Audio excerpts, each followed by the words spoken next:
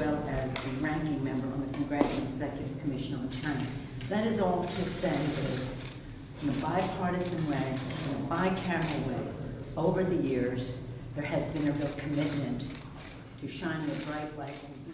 Amerika Avam Palatasının reisi, Amerika hükümetindeki 3. numaralı şahs Nancy Pelosi hanım 2. yol günü düştü burun Uyghur kişilik hukuk siyasi kanun layihasi doğrusunda televiziyada naq meydan nutqi sözildi. O sözüde mezkur kanun layihasının vücudga chiqishi ve ikki palatadan oxirgi hisobda ma'qullanishga kuch chiqargan Marco Rubio, Christopher Smith, Bob Menendez qatorli shaxslarga o'zining alohida tashakkurini bildirdi. O bu qonun loyihasi Xitoy hukumati uchun to'liq ochiq bir signal ekanligi, Xitoy hukumati ijro qilayotgan hamda misli ko'rilmagan kishilik huquq dafsandachiligiga Amerika hukumatining qat'iy qarshi turadiganligini alohida ta'kidlab, Xitoy hukumatining ashu tarzga bostirishga uchrayotgan kishilarning yolg'iz emasligini bayon qildi.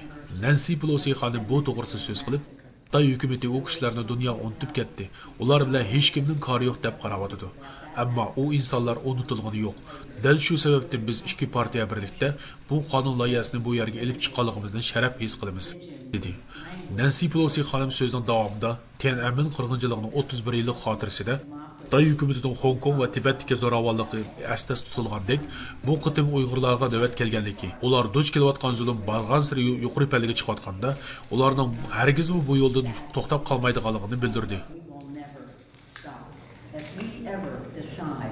That for commercial reasons we will not call attention to the human rights violations in China. We lose all moral authority and be concerned about human rights any place in the world. The gentleman from New Jersey, Mr. Smith. Madam Speaker, thank you so very much.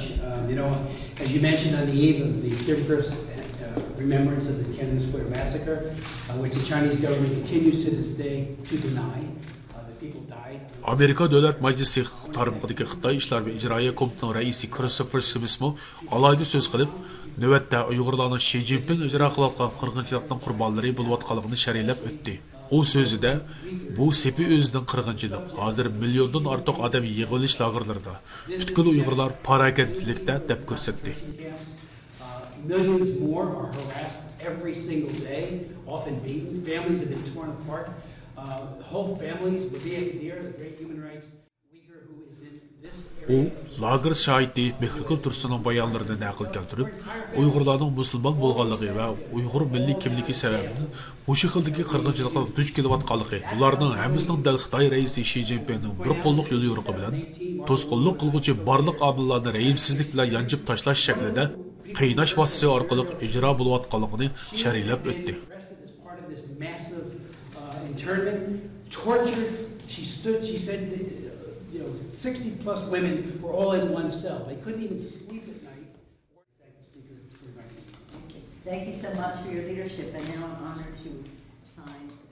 Bayonot e'lon qilishdan keyin Nancy Pelosi xonim Uyg'ur kishilik huquq siyosati qonun loyihasiga imzo qo'ydi. U bu vaqtda o'zining Twitter betida uchur yo'llab, kishilik huquqni dafsanda qilishga sherik Xitoy amaldorlarini jazolashni maqsad qilgan Uyg'ur kishilik huquq siyosati qonun loyihasiga men imzo qo'ygandan keyin uni Oq saroyga avatimiz dedi.